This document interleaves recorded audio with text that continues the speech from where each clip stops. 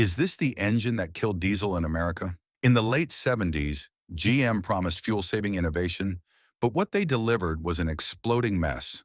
The Oldsmobile LF9 V8 didn't just fail, it shattered engines and trust nationwide. So why did GM risk everything on a time bomb? Stick around, because the truth is even worse than you think. The big diesel gamble. The year was 1977, and GM was staring down the barrel of an identity crisis. The American auto industry had just taken a gut punch from the global oil crisis. Gas prices were through the roof. Lines at fuel stations stretched around the block. Suddenly, those big, thirsty V8s, once the pride of American engineering, looked like dinosaurs on life support. Consumers didn't want power anymore. They wanted efficiency. They wanted mileage. And most of all, they wanted to save money at the pump. For GM, this was a problem. They had built their empire on big engines and bold designs, muscle cars, luxury cruisers, long wheelbase Cadillacs. But now all of that was working against them. The company needed a pivot, a bold new direction, something that could keep them relevant in a market that was shifting faster than anyone expected. Enter diesel. Europe was already ahead of the curve. Mercedes-Benz, Peugeot, and Volkswagen had been producing diesel-powered passenger cars for years. In the trucking world, diesel was already king, known for its torque, reliability, and efficiency. GM saw the writing on the wall and smelled an opportunity. If diesel worked for trucks and German sedans, why couldn't it work for American cars too? The idea was simple: deliver better fuel economy, lower running costs, and position GM as the leader of the new energy-conscious era. But there was a catch. Developing a new engine from scratch takes time. Years. Testing, design, materials, durability trials. It's a slow process. And GM didn't have years. They had a shrinking market share and rising panic. So instead of engineering a diesel from the ground up, GM made a fateful decision. They'd take an existing Oldsmobile 350 gasoline engine and convert it. Quick, cheap, done. And thus, the Oldsmobile LF9 V8 was born, not in a lab, but in a boardroom chasing deadlines and short-term wins. The LF9 is born way too fast. On paper, the LF9 seemed decent. It was a 5.7-liter V8 diesel based on Oldsmobile's 350 cubic-inch gas engine block. It produced 120 horsepower and around 220 pound-feet of torque, respectable numbers for the time. It was quieter than a typical diesel, relatively smooth, and it promised nearly 30 miles per gallon on the highway. GM marketed it like it was the second coming of sliced bread. But here's the problem. The engine was never designed to be a diesel in the first place. Diesel engines operate under extreme compression, often nearly double that of gasoline engines. They require stronger blocks, beefier head bolts, better cooling systems, and fuel systems that can withstand the punishing conditions of diesel combustion. GM changed a few parts, sure. They upgraded the heads, swapped pistons, and added fuel injection.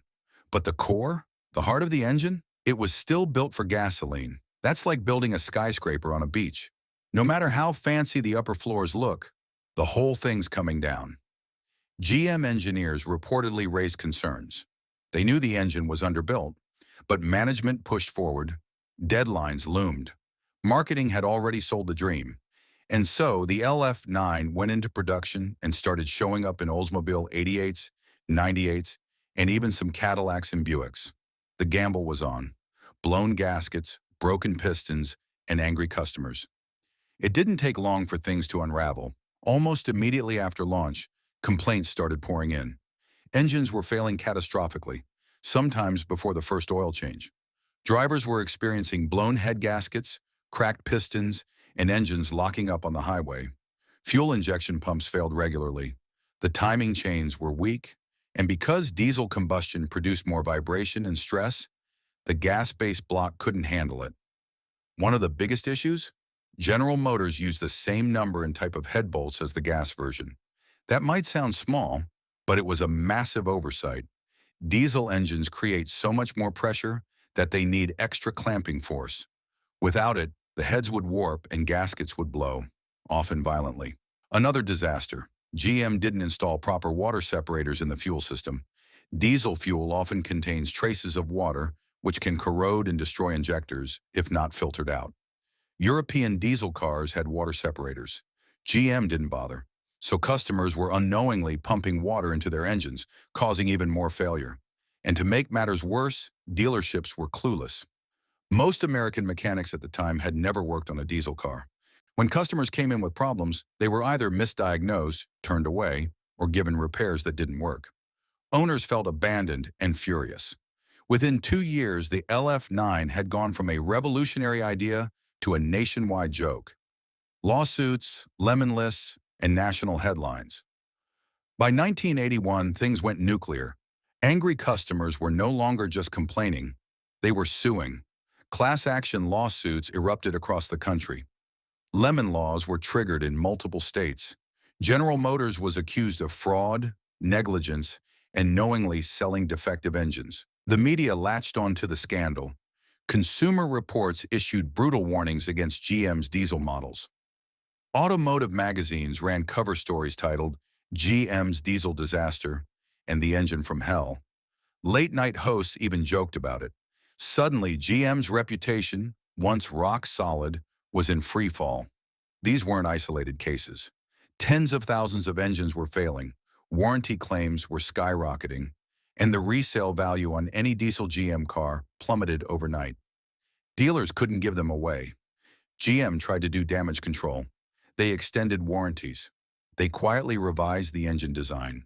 They even launched new diesel variants like the 4.3-liter V6 to try and shift the narrative.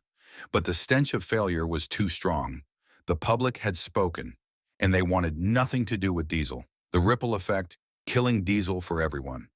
Here's where things go from bad to tragic. The LF9 didn't just damage GM's reputation, it single-handedly torched America's trust in diesel technology for an entire generation. One engine, one catastrophic misstep, and the ripple effects were felt for decades. Before the LF9 imploded, diesel-powered cars actually had a promising future in the US. Mercedes-Benz was steadily building a reputation for bulletproof diesel sedans. Volkswagen had a growing base of loyal fans who appreciated their frugal diesel models. Even Peugeot had a modest foothold with their small, efficient offerings. Americans were warming up to the idea, slowly but surely. Diesel was gaining traction. But then the LF9 happened, and when it failed loudly. Exploding gaskets, seized engines, smoky startups, and horror stories filled the headlines. Suddenly, the phrase diesel car didn't mean efficient or reliable anymore. It meant noisy. It meant broken. It meant unfixable.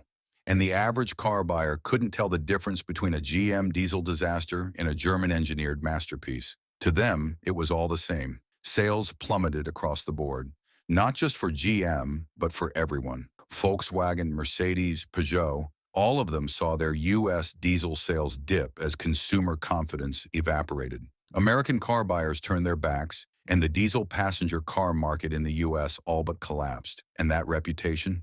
It stuck around for years. Even when diesel technology improved dramatically, cleaner, quieter, more powerful, Americans still remembered the LF9. They remembered the lawsuits, the roadside breakdowns, the dealership battles, and they weren't willing to give diesel a second chance. While Europe doubled down on diesel, America clung to gasoline. Hybrids rose. Electric vehicles entered the picture. But diesel, it never fully recovered. All because of one rushed, underbuilt engine that changed the course of an entire industry. What if GM had gotten it right? But here's the part that really stings. It didn't have to end this way. What if GM had done it right? What if they'd invested the time and money into building a proper diesel engine from scratch? What if they'd taken the German approach? Slow, careful, deliberate engineering. The LF9 could have been a game changer. Diesel cars could have become the norm in America, just like in Europe. With diesel's high torque and low fuel consumption, they were perfect for long-distance American driving. Diesel trucks became legendary. So why not cars? GM had the factories. They had the market share. They could have led the charge into a new era of American efficiency. Instead, they cut corners, and the dream died. One last nail in the coffin. After the LF9 debacle, GM kept trying. They released the DX block, a slightly tougher version, Then came the 4.3-liter V6 diesel, but neither engine truly solved the problem. Reliability was still poor, performance was sluggish, and trust? That was long gone. By 1985, GM quietly pulled the plug on their diesel program. No big announcement, no apology, just silence. The cars disappeared from showrooms, the ads stopped running, and GM focused on moving forward, pretending the diesel chapter never happened. But the damage wasn't forgotten. Where are they now? Today, the LF9 is a curiosity, a relic, a reminder of what happens when big promises meet bad engineering. A handful of these engines still exist, some in junkyards, some in private collections, some under tarps in people's garages. There's even a small community of enthusiasts who restore them, not because they're good, but because they're infamous, like a mechanical cautionary tale that still runs. Barely. Ask any older mechanic about the LF9, and you'll get a look of exhaustion, maybe even a chuckle. It's one of those engines that sticks in people's memories, for all the wrong reasons. So what's the real legacy of the LF9? It's not just an engine, it's a warning about what happens when speed overtakes quality, when marketing overrides engineering, and when trust is treated like it's disposable. GM didn't just ruin a product, they ruined a reputation, and that damage echoed for decades. Would you ever buy a diesel car from an American brand after hearing this story? Let us know in the comments. And if you like this video, hit that like button, smash subscribe for more wild stories from automotive history, and ring that bell so you never miss a deep dive like this one. Because sometimes it only takes one bad engine to bring down an empire. And this one, it damn near did.